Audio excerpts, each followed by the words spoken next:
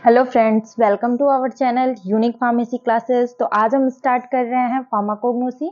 ये जो फार्माकोग्नोसी है वो हमारे बी फार्म और डी फार्म के का एक सब्जेक्ट है। ये pharmacognosy D pharm first year और बी फार्म फोर्थ सेमेस्टर का एक सब्जेक्ट है। तो चलिए आज हम स्टार्ट करते हैं कि ये फार्माकोग्नोसी होते क्या हैं।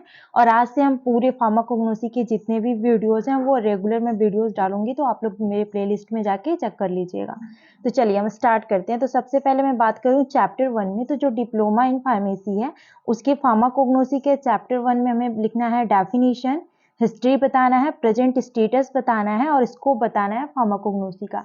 तो चलिए एक एक करके हम डिस्कस करते हैं। तो सबसे पहले तो हम ये जानेंगे कि फार्माकोग्नोसी क्या होता है, इसका डेफिनेशन क्या होता है। तो सबसे पहले बेसिकली हम इसके बारे में डिस्कस करेंगे। तो चलिए स्टार्ट करते हैं। देखिए यहाँ पे आपको दिख रहा होगा, देखिए ये जो फार्माकोग्नोसी है, फार्माकोग्नोसी क्या होता है सबसे पहले तो हमें ये जानना जरूरी है। तो देखिए ये जो फार्माकोग्नोसी है ये इसको डिराइव्ड किया गया है ग्रीक वर्ड से। ठीक है, मतलब ये जो फार्माकोग्नोसी है इसको कहाँ से लिया गया है, एक ग्रीक वर्ड से लिया गया है, जिसमें जो फार्माकोग्नोसी है वो दो वर्ड से मिलके बना है। एक है फार्माकोन, यहाँ तक देखिए फार्माकोन, और दूसरा हो जाएगा ग्नोसिस। ये दोनों वर्ड क्या है, ग्रीक वर्ड है। ठीक, फार्माकोन का मतलब होता है ड्रग, ड्रग में भी कौन से ड्रग, तो क्रूड ड्रग। ठीक है, और ग्नोसिस का मतलब होता है नॉलेज, मतलब उसका मतलब होता है कि नॉलेज एक्वायर करना। तो हम कह सकते हैं टू एक्वायर द नॉलेज, देखिए यहाँ पे हमने लिखा है मतलब to acquire the knowledge of crude drug. Crude drug के बारे में नॉलेज को एक्वायर करना ही क्या कहलाते हैं, फार्माकोग्नोसी कहलाते हैं। अब ये क्रूड ड्रग क्या होते हैं, तो देखिए अभी हम आगे डिस्कस करते हैं। देखिए आपके लिए हमने यहाँ पे थोड़ा सा हिंदी में भी लिखने की कोशिश की है कि फार्माकोग्नोसी ग्रीक भाषा के दो शब्दों से मिलकर बना है, फार्माकोन और जिनोसिस। फार्माकोन का मतलब होता है दवा, दवा कैसा दवा, क्रूड ड्रग, और जिनोसिस का मतलब होता है अध्ययन करना या फिर जानकारी प्राप्त करना। ठीक है, अतः हम कह सकते हैं कि क्रूड ड्रग के बारे में अध्ययन करना या जानकारी प्राप्त करना ही क्या कहलाता है, फार्माकोग्नोसी कहलाता है। आई होप फार्माकोग्नोसी क्या होता है आप लोगों को समझ में आ गया होगा। ठीक है, अब चलिए यहाँ पे जो वर्ड आया है क्रूड ड्रग, वो क्रूड ड्रग क्या होते हैं हम इसके बारे में जरा सा देख लेते हैं। चलिए देखिए यहाँ पे हमने लिखा हुआ है कि जो क्रूड ड्रग होते हैं वो नेचुरली ऑकरिंग अनरिफाइंड सब्सटेंस होते हैं। क्रूड ड्रग क्या होते हैं, ये हमें नेचर से ऑब्टेन होते हैं। ठीक है, और इन और क्या होते हैं, अनरिफाइंड होते हैं, मतलब उसमें कोई रिफाइंड वगैरह नहीं होते हैं, वो अनरिफाइंड फॉर्म में सब्सटेंस होते हैं जो कहाँ से डिराइव्ड किया जाते हैं, किसी भी ऑर्गेनिक या फिर इनऑर्गेनिक सोर्स से इसको डिराइव किया जाता है, जैसे प्लांट से, एनिमल से, बैक्टीरिया से, इन सब से इसको डिराइव किया गया है। जैसे मैं बात करूं तो आप लोगों ने देखा होगा हनी के बारे में, हनी जो होते हैं हमें नेचुरली ऑब्टेन होते हैं। ठीक है, और क्या होते हैं, अनरिफाइंड होते हैं। ऐसा तो नहीं कि हनी ऑब्टेन होने के बाद उसको रिफाइन करके मिलता है, जो नेचुरल हनी होते हैं मैं उनकी बात कर रही हूँ।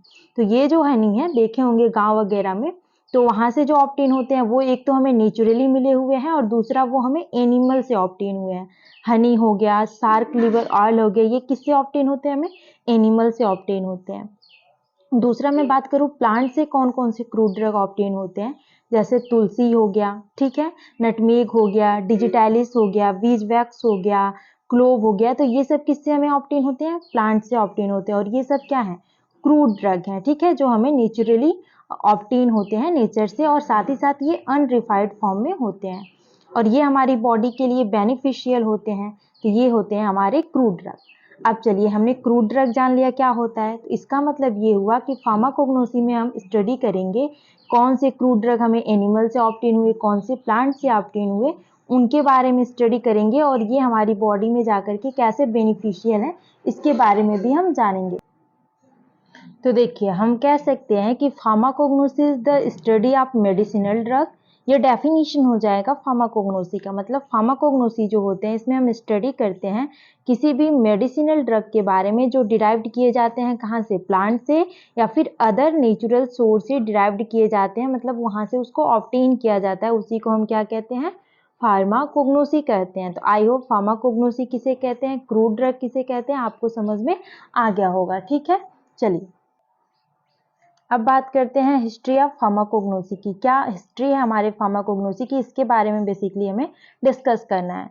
तो मैं बात करूं हिस्ट्री की, तो जो फार्माकोग्नोसी होते हैं इसमें हम फार्मेसी और मेडिसिन की हिस्ट्री को रिप्रेजेंट करते हैं। किसके? जो हमारा फार्मेसी है उसके, और जो मेडिसिन है उनके हिस्ट्री को हम रिप्रेजेंट करते हैं फार्माकोग्नोसी में। देखिए यहाँ पे हमने लिखा हुआ है कि बहुत समय पहले जो हमारे प्लांट थे और अदर प्रोडक्ट थे जो हमें नेचुरल सोर्स से ऑब्टेन हो रहे थे, उनका यूज किया जाता था, थेराप्यूटिक पर्पज के लिए उनका यूज किया जाता था। ठीक है, जैसे कि मैं एग्जाम्पल की बात करूं तो आप लोगों ने देखा होगा कि हमें जब भी कोल्ड वगैरह कुछ भी होता है तो हम क्या करते हैं, जो तुलसी जी के पत्ते वगैरह होते हैं हम उन्हें खाते हैं ताकि वो हमें रिलीफ दे सके। तो ऐसे ही वो हमें क्या करते हैं, थेराप्यूटिक पर्पज से हम उसका यूज कर रहे हैं ताकि वो हमें कुछ रिस्पॉन्स दे सके। ठीक है, तो यही होते हैं हमारे फार्माकोग्नोसी में, हम बेसिकली क्रूड ड्रग के बारे में स्टडी करते हैं। अब चलिए देखिए यहाँ पे हमने लिखा हुआ है exploration of medicinal plant in ancient time, मतलब प्राचीन समय में लोगों को कैसे पता चला कि ये हमारी बॉडी के लिए बेनिफिशियल है, लोग कैसे इसके बारे में पता लगा पाए। तो चलिए हम ये देखते हैं। तो सबसे पहला है trial and error guess work. जब लोग पहले के ज़माने में जब लोग रहते थे तो वो क्या करते थे, जब भी बाहर घूमने वगैरह के लिए जाएंगे तो वहाँ पे जो भी हमारे प्लांट अवेलेबल होंगे वो क्या करेंगे, उस प्लांट को खाएंगे। तो किसी ने कोई प्लांट खाया, उसकी वजह से उनको क्या हुआ, हमें वॉमिटिंग कॉज हो गया, तो वो उसको कैसे यूज करेंगे, एज ए इमेटिक्स यूज करते थे, उन्हें रिकोनाइज कर लेते थे, हाँ मैंने इस प्लांट को खाया था तो इससे हमें वॉमिटिंग हो रहा था। तो वो क्या करेंगे, अगली टाइम पे जाएंगे और जाकर के फिर जब हमें वॉमिटिंग कराना होगा तो फिर उस जो भी क्रूड ड्रग है उनको वो खा लेंगे। ऐसे ही पहला तो ये हो गया। दूसरा ये हुआ वाइल सर्चिंग फॉर फूड। वो क्या करते थे, जब भी वो जो भी हमारे एंशिएंट पर्सन थे तो वो जब जंगलों में जाएंगे भोजन की तलाश में, तो वो क्या करते थे, बहुत सारे मेडिसिनल प्लांट रहते थे तो वो किसी के फ्रूट्स को खाएंगे, किसी के लीव को खाएंगे, तो ऐसे खाते थे। और खाने के बाद से वो, जैसे उन्होंने किसी के लीव को खाया तो सपोज उसने क्या करा, उनके बॉडी में पॉइजनस केस कर दिया, तो वो उसको कैसे यूज करते थे, एज ए पॉइजन यूज करने लगे। तो वो मतलब जब फूड के लिए उन्होंने सर्च करा तो उन्हें जो कुछ भी मिला उसके बाद वो रिकॉग्नाइज करते गए, हाँ ये तुलसी है, इसे खाने से ऐसा हो रहा है। जैसे कि जो एलोवेरा है, तो पहले लोग जंगलों में रहते थे तो बेसिकली वहां पे क्या होता था कि जो एलोवेरा थे वो उसको अपने स्किन पे क्या कर देते थे, अप्लाई करते थे।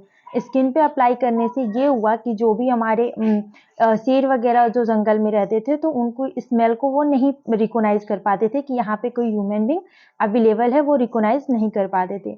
इस वजह से जो हमारे एलोवेरा है तो उसको लोग अपने स्किन वगैरह पे भी यूज करते, तो ऐसे बहुत सारे रिसर्च लोगों ने किया। तीसरा है सिग्नेचर ऑफ नेचर, जिसको बोलते हैं डॉक्टर ऑफ सिग्नेचर। अब सिग्नेचर ऑफ नेचर क्या होता है, सिग्नेचर ऑफ नेचर का मतलब ये होता है कि कुछ मेडिसिनल प्लांट, मतलब कुछ क्रूड ड्रग ऐसे होते हैं जो हमारी बॉडी के सिमिलर होते हैं, और जो हमारी बॉडी के सिमिलर होते हैं तो जो भी हमारे एंशिएंट पर्सन थे उन्होंने क्या करा कि हमारी बॉडी के उस पार्ट को ठीक करने के लिए उसका यूज करना स्टार्ट कर दिया। ठीक है, चलिए जैसे यहाँ पे देखिए मैं आपको एग्जाम्पल दिखाती हूँ। ये देखिए यहाँ पे आपको दो डायग्राम दिख रहे हैं, एक है जिनसिंग रूट का, ये देखिए ये हमारी बॉडी के पार्ट जैसे इसका डायग्राम है, ये हमारी बॉडी के जैसे इसका देख रहे हैं, हमारी ह्यूमन बॉडी की तरह दिख रहा है। तो इसका यूज किया जाता था हमारे पूरे बॉडी में टॉनिक के रूप, पूरे बॉडी में किसके लिए यूज किया जाता था, टॉनिक के रूप में यूज किया जाता था। यहाँ पे देखिए दूसरा हॉर्स टेल प्लांट, ये जो है इसको माना गया कि ये जो हमारे हॉर्स होते हैं उनके टेल के जैसा इसका डायग्राम है, ठीक है ना। तो या फिर ये जो हॉर्स टेल डायग्राम है इसको माना गया कि ऐसे हॉर्स का टेल तो होता है, ये साथ ही साथ जो हमारी कार्टिलेज होती है, आपने देखा होगा ऐसे बीच की जो रिब्स होती है ऐसे होती है और वहां से ऐसे निकले होते हैं, तो इसको एज अ कार्टिलेज मिमिक के रूप में यूज किया जाने लगा। तो यही होता है सिग्नेचर ऑफ नेचर, जिसको बोलते हैं डॉक्टर्स ऑफ सिग्नेचर। चौथा देखिए जू फार्माकोग्नोसी। जू फार्माकोग्नोसी की बात करेंगे तो आपने देखा होगा कि बहुत से ऐसे एनिमल्स होते हैं, उनको पता होता है कि कौन से घास खाने हैं या फिर कौन से जो भी हमारे क्रूड ड्रग है या फिर मेडिसिनल प्लांट है उसको हम लेंगे तो हमें जो भी डिजीज हुआ है वो ठीक हो जाएगा।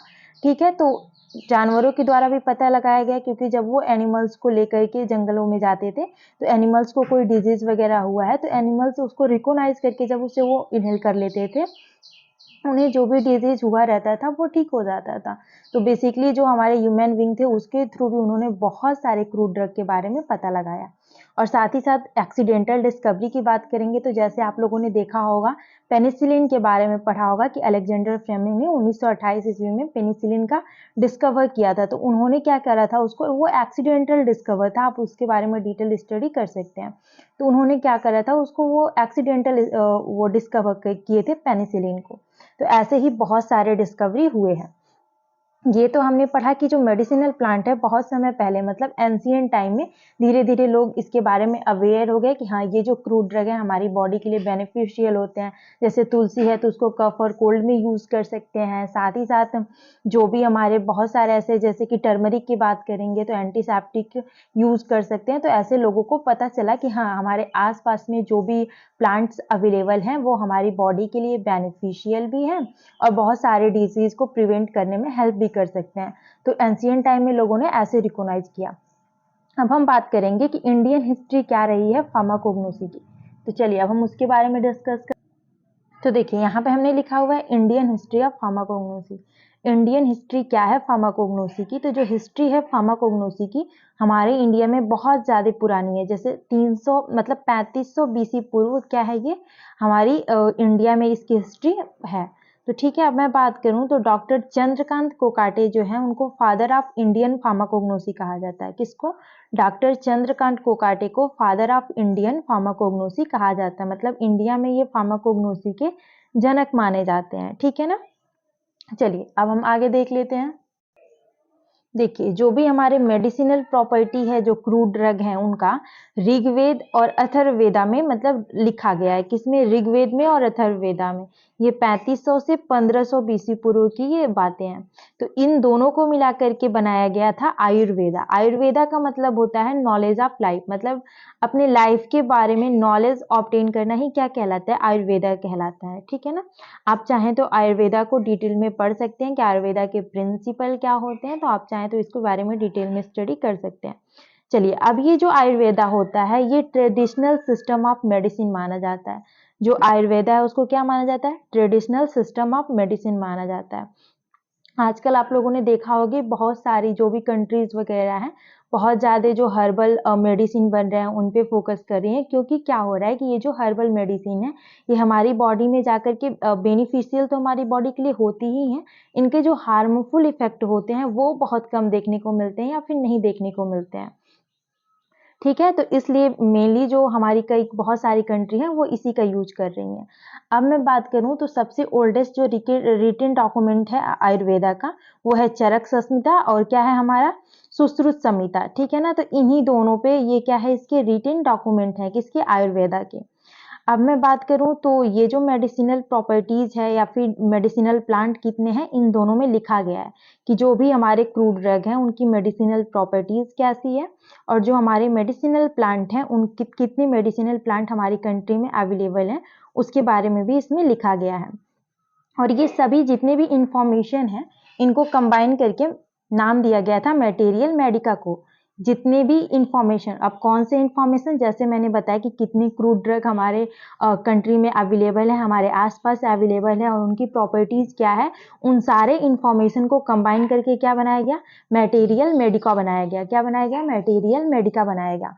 अब ये तो था हमारा इंडियन हिस्ट्री। अब मैं बात करती हूँ मॉडर्न इरा की, आधुनिक समय की मैं बात करूं तो आइसोलेशन किया गया मार्फिन का ओपियम से। ठीक है, कब? 1806 में। फिर निकोटीन किया गया था 1828 में।